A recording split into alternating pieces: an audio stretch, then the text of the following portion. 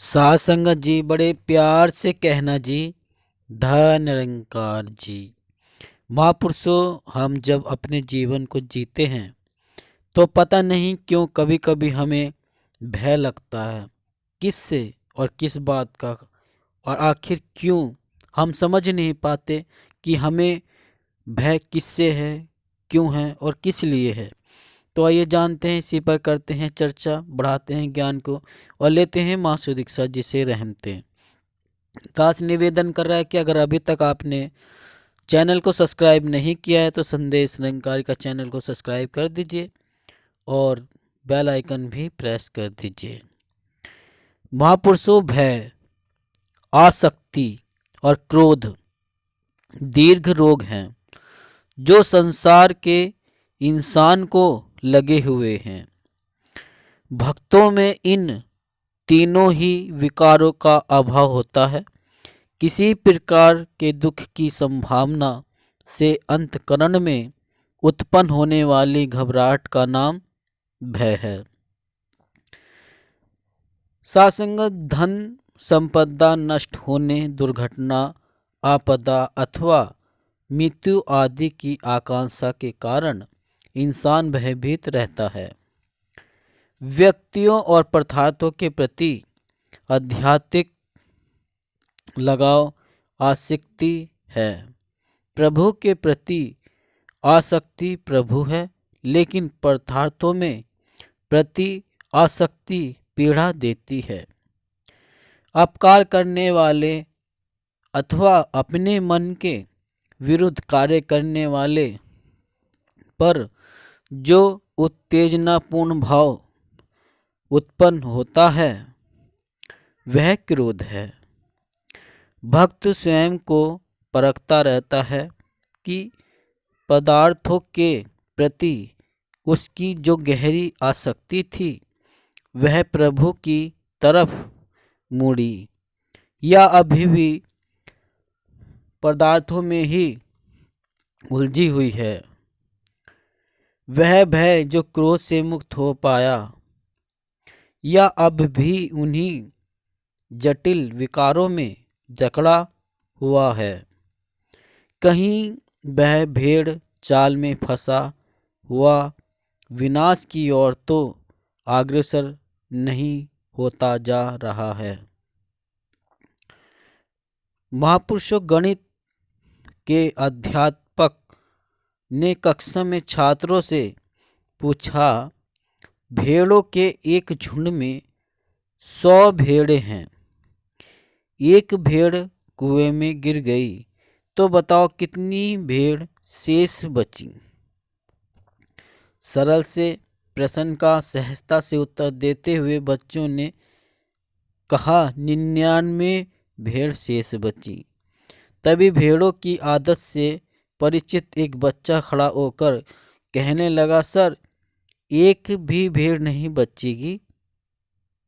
बच्चे ने अपने उत्तर के समर्थन में तर्क प्रस्तुत करते हुए कहा कि मेरे परिवार में पीढ़ियों से भेड़ पालने का कार्य होता है। मुझे पता है कि एक भेड़ जिस दिशा में मुड़ती है बाकी भेड़ें भी उसका पीछा करती हैं।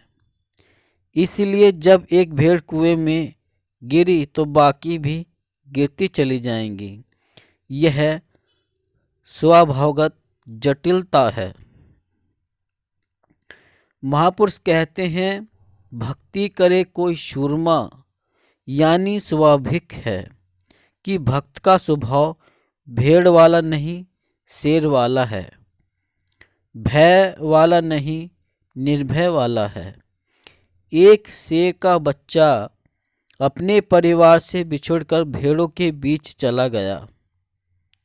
भेड़ों के बीच रहते हुए यह वैसा ही आचरण करने लगा।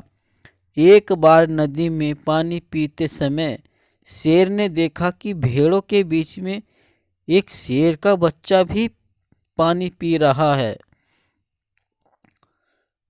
शेर ने भेड़ बने शेर के बच्चे को पानी में उसका चेहरा दिखाते हुए कहा, ध्यान से देखो, तुम भेड़ नहीं शेर हो।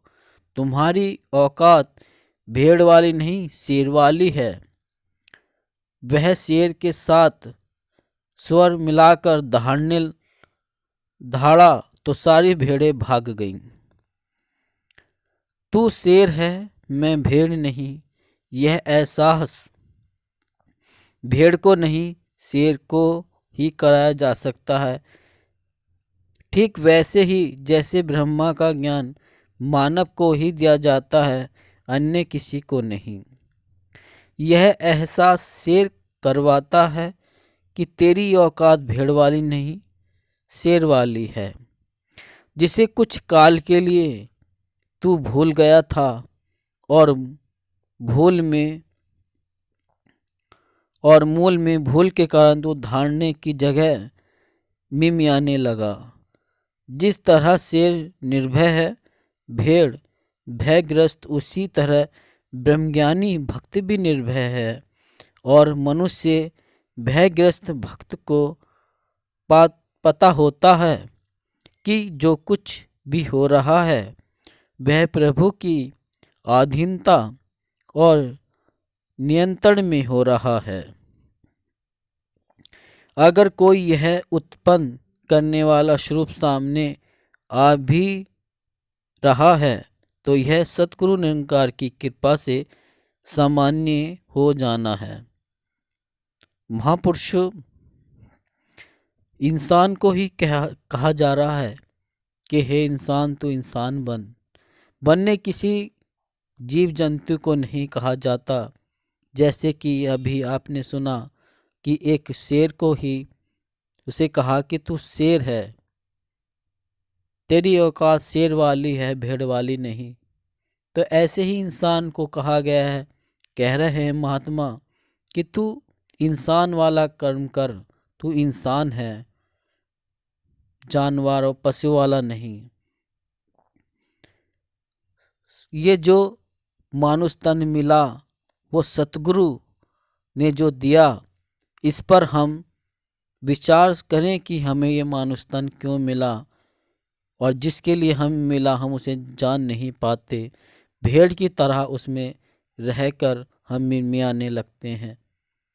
अगर शेर की तरह इंसान की तरह हम रहे तो इंसानियत वाले कर्म भी हम कर सकते हैं। जैसे कि अभी समागम में हम ने देखा कि किस तरह की रूहानियत और इंसानियत की बातें हो रही थी।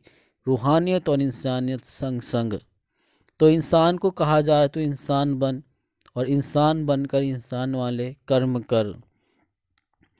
क्योंकि महापुरुषों जो इंसान बनकर इंसान के कर्म करता है तब वो एक रूहानियत और इंसानियत के संग संग, और ये रूहानियत में ही रहकर ही किया जा सकता है। प्रभु की रजा में, प्रभु के चरणों में रहकर ही इंसानियत वाले गुण भी आ सकते हैं और दोनों प्रकार संग संग चल सकते हैं। जैसे कि कहते हैं वह सदैव भय से मुक्त और आनंद से युक्त रहता है, वह किसी से भयभीत होता है और न ही किसी को भयभीत करता है। ये संत महापुरुष कहते हैं। और जो भक्त होते हैं वे निर्भय रहते हैं।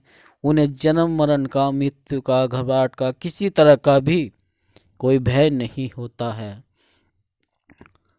एक भक्त सतगुरु के चरणों में रहते हुए बहुत कुछ जान लेता है, बहुत सीख जाता है, उसे पता लग जाता है, फिर वो भय मुक्त हो जाता है।